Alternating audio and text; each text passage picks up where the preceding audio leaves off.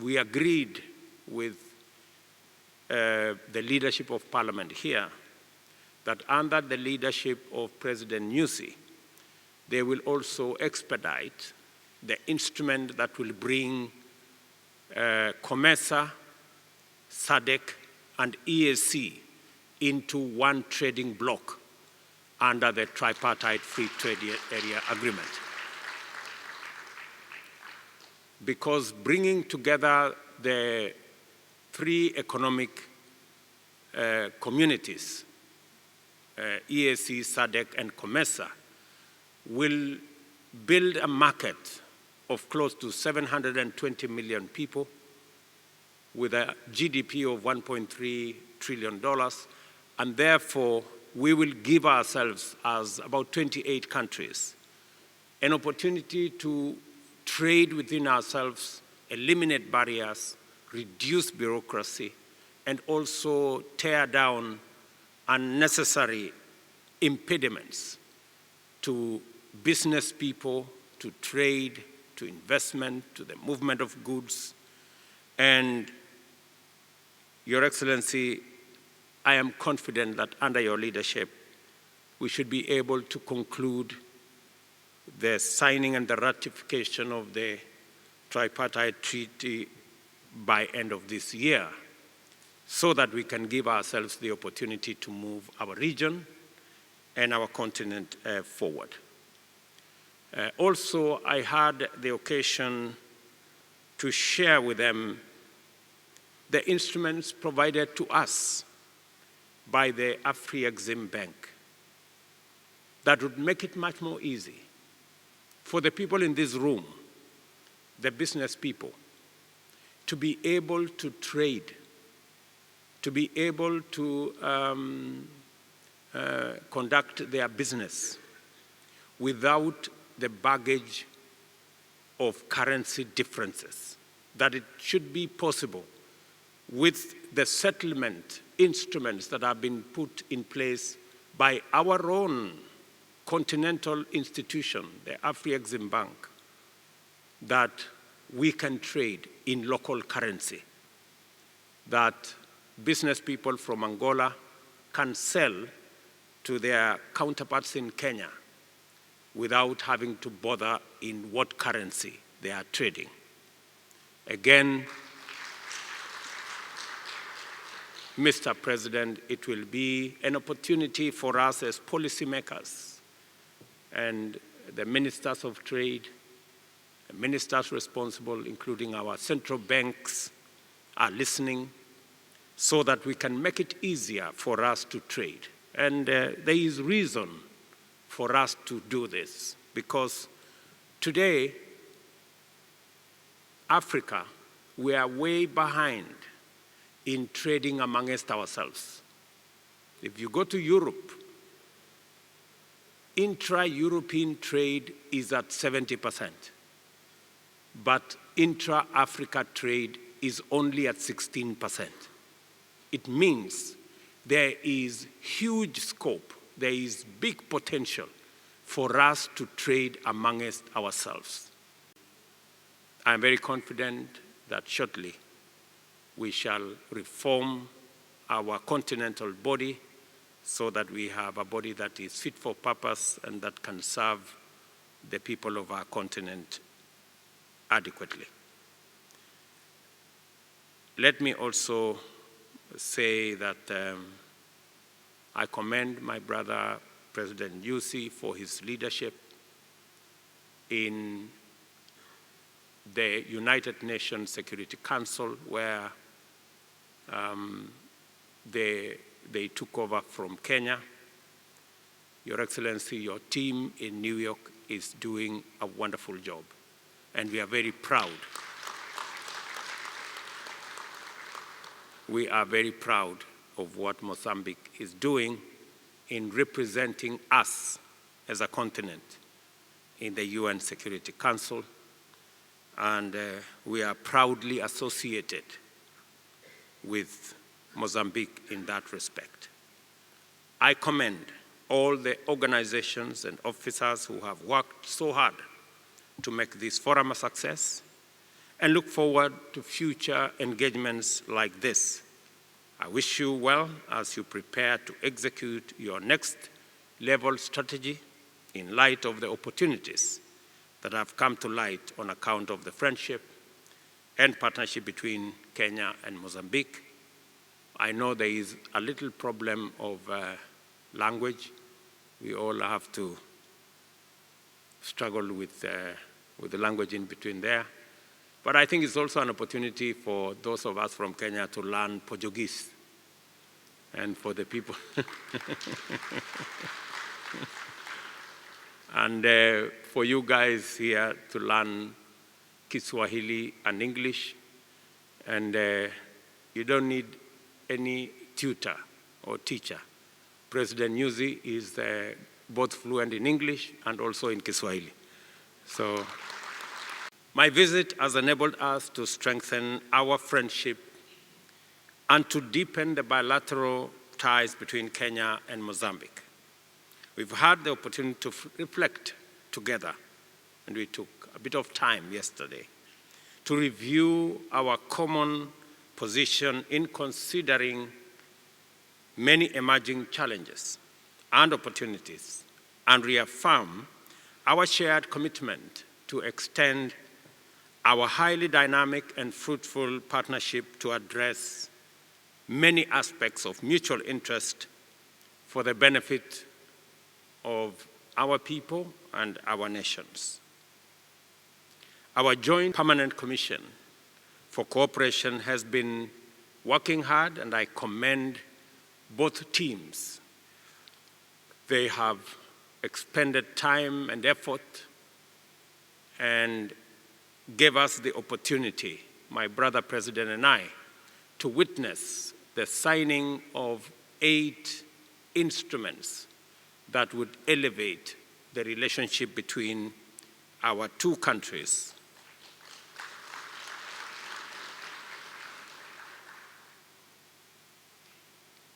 To the next level.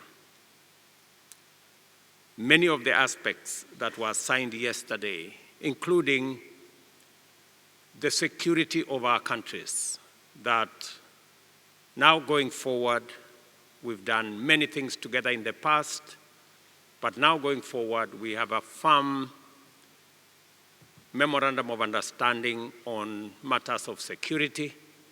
As you're all aware, Mozambique and Kenya share a region that has violent extremists, terrorists, people who engage in organized crime, and we've been working together, but I am very confident going into the future that with the instruments that we signed yesterday, that will facilitate us to share more information, intelligence and otherwise, share capacities, engage in joint training, we can better secure our region and provide stability for our economies and our business people to thrive. It is a very proud moment for me that now we will have the leverage to better discharge our responsibilities as governments to secure our present and to guarantee our future.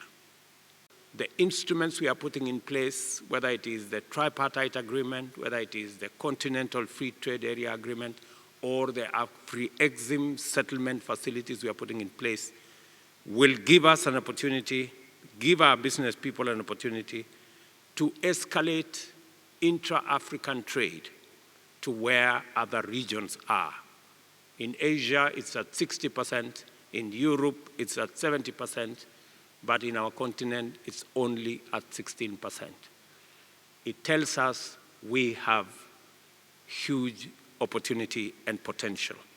And as we pull as the policymakers, I hope you will be pushing as the private sector, because in the end, it is our collective responsibility that all policies that we put in place is in pursuit of a greater value and must plug into the possibilities defined by policy to unlock opportunities, create value, create jobs, and also create wealth. The implicit consideration is a common denominator of vision for domestic economic governance agenda, bilateral engagements, as well as regional and Pan-African economic integration. I am looking forward to the day that we all can move together and that our continent can move at the same speed as others. I was very pleasantly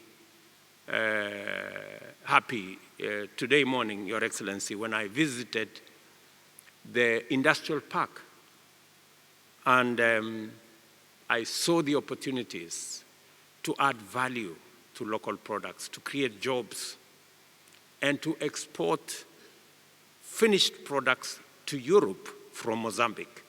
That was a very exciting moment for me.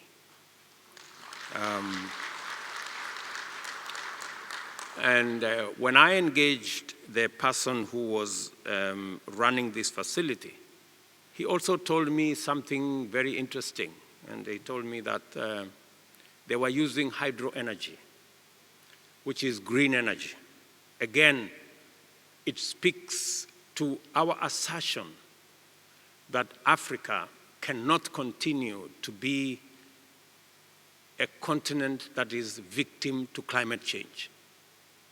We must redesign and we must recast and we must re-engineer our place, that this is not a continent of problems. This is not a continent where we are saddled with a victim mentality. This is a continent that can provide solutions to the global challenges that we have. And I am very confident, looking at what I saw today in Mozambique, that it is true that Africa can provide the green manufacturing and the green industrialization that the globe so desperately needs for us to escape from the existential threat posed to us by the use of fossil fuels and the attendant effects of climate change. The memorandum also went further on areas of agriculture, again, to share the capacities that we have in Kenya in the expertise in agriculture, and to share your own experiences in the space of blue economy and how we can use the opportunities that we have to unlock the huge potential, agricultural potential in our continent. As you all know, almost 65% of all arable land that is not cultivated at the moment is in our continent, and therefore the sharing of experience, the sharing of capacities to be able to unlock that potential is good for Mozambique, is good for Kenya, and is good for our continent. The private sector, therefore, is an indispensable component of our economic transformation agenda. The private sector economy is the lifeblood of all development, and the business community of any country forms a critical constituency in unlocking opportunities and creating positive change. It is therefore highly encouraging to witness the mobilization and robust engagement that has taken place between our two private sector teams. And as government leaders, similarly, we did engage in the same exercise ever since I arrived here yesterday.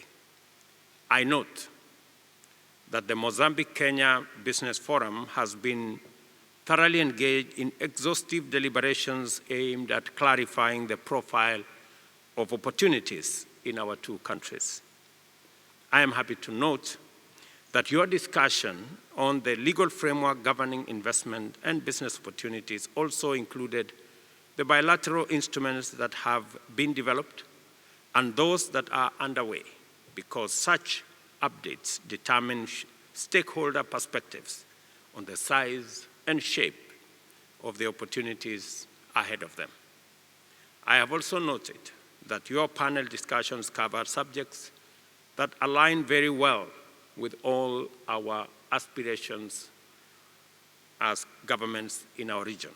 It is important from each standpoint that our economic governance framework resonates with opportunities that will be unlocked by complementarities between Kenya and Mozambique. We want Mozambique business to thrive because of the way Kenya and Mozambique are strategically aligned. And we also want Kenyan businesses to perform better because of that collaboration. I am very happy, Your Excellency, you mentioned the opportunities that are available in this country for investment. And when I spoke to the private sector in Kenya, and I asked them to accompany me as I came here, it is because all we do, the private sector provides a multiplier effect and gives it focus and stature, and they can build on it to achieve the aspirations that we all have. Our focus on opportunities must therefore be sharp and resolute, and for this reason, it is important for us to attend to the immense opportunity that comes with regional and continental integration. And I want to persuade the business people in this room that yes, it is good for us to have bilateral relations between Mozambique and Kenya, but I want to ask you to look beyond our two countries. We have a whole 1.4 billion people in the continent of Africa. Any business person knows what those numbers mean. I look forward with great optimism to the ratification by all our regional blocs and friends of the TFTA to make it possible for SADC, EAC, and COMESA to be one trading bloc. The work of making our countries self-sufficient continues, but I must say that we are off to a very encouraging start. Let us move forward with greater determination, since our purpose is clear, and ensure that not a single opportunity escapes us. All of us must be razor-focused on, and maybe laser-focused on ensuring that we don't miss any opportunity. And I want to encourage all of us to view the opportunities in the horizon with African lenses, knowing very well that these are opportunities that are available to all of us. I urge you to always take into account the economies of scale that reside in the possibility of business partnerships and strategic collaboration with counterparts in our two countries and in the region, because therein lies the full implication of our bilateral relations and the economic integration agenda. Again, this morning, I did ask the leadership of Parliament in Mozambique to also ratify the instruments that will consolidate the position of the Pan-African Parliament, because we equally have immense opportunity in the Africa Union. And for us to unlock the potential that exists in the Africa Union, we must have an organization that is fit for purpose, an organization that is accountable. We all know, seated here, that anybody who exercises authority has responsibilities. And when you have responsibilities, you must be held to account. There must be an accountability mechanism. The Pan-African Parliament today doesn't have the capacity to hold the Africa Union executive to account. And that is why, partly, we do not have an organization that is fit for purpose. Our agriculture base, common agriculture base in the area of agro-processing and fruit, tea, sugarcane, and other products, including the production of flowers, which goes through the chain of value, including also infrastructures of irrigation and new cultures for substituting new crops, which brings the possibility of the markets of the United States and other markets. The current investment in the area of banana in Maputo is an example. Second, the logistics and the transport, being two countries that have a tradition of ports and railways where opportunities are open for SADC with the country of hinterland, and with the new opportunity and the development of lines, and the vertical lines, south and north, going through Tanzania and linking different stakeholders in the chain of value that must be integrated in our economies. It's worth highlighting the capitalization of the development of commercial relationships with the city of Mombasa.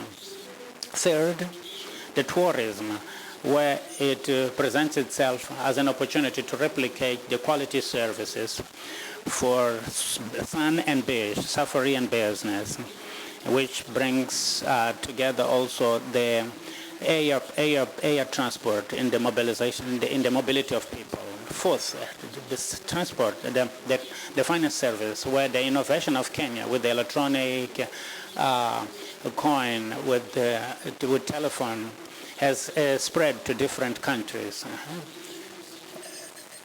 With financial services to the development of the stock exchange, and with the new instruments of financing as the fund of investment and the private equity, with risk capital to leverage small and medium business with the potential of growth. Ladies and gentlemen, the government of Mozambique intends to transform all the existing potential in opportunities, concrete opportunities susceptible of encouraging the commercial exchange and private investment of the two countries. Mozambique wants to do that, giving priorities to the countries of the continent. The finance service, where the innovation of Kenya with the electronic coin, with telephone, has spread to different countries. With financial services to the development of the stock exchange, and with the new instruments of financing as the fund of investment and the private equity, with risk capital to leverage small and medium business with the potential of growth. Ladies and gentlemen, the government of Mozambique intends to transform all the existing potential in opportunities, concrete opportunities susceptible of encouraging the commercial exchange and private investment of the two countries. Mozambique wants to do that, giving priorities to the countries of the continent. To the African investments, we know that Mozambique is a rich country in natural resources whose exploration can only take place with a significant investment in strategic sectors of our economy.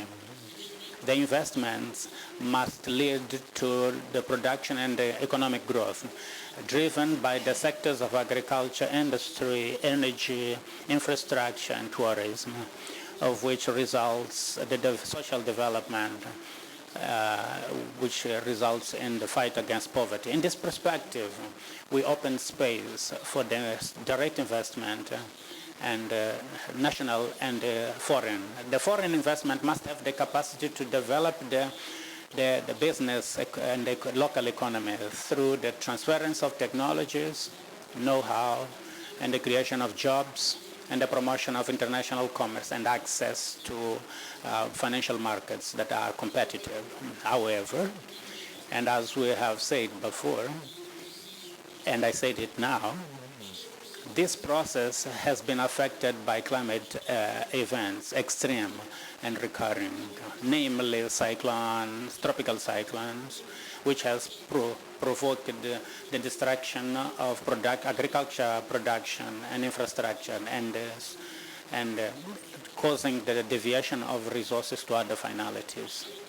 To this crisis, we add the big burden, the problem of the external debt, which is rising with the spiral of the inflation, which took place with the elevation of the interest rates all over the world. Allow me, Mr. President, therefore, that we agree that the discussion that was launched by you, Mr. President, when you suggested the creation of a green bank able to constitute a mechanism to fill in the deficit of trillions of dollars to stop the climate crisis being financed by green taxes applied in the global economy. This process will allow the liberation of more resources to be allocated for the climate changes and reduce the burden of debt of countries in development. The Republic of Kenya and its business people constitute for us an ideal partner with which we intend to share opportunities of investment in various domains. And that's the reason that we alleviate the issue of visas, and if there is anything else that we can do as governments, we will facilitate more and more. We also noticed with joy that the business environment is favorable in both countries. That's why we invite the distinguished business people from Kenya and Mozambique to use their capacity as entrepreneurs to develop business and partnerships.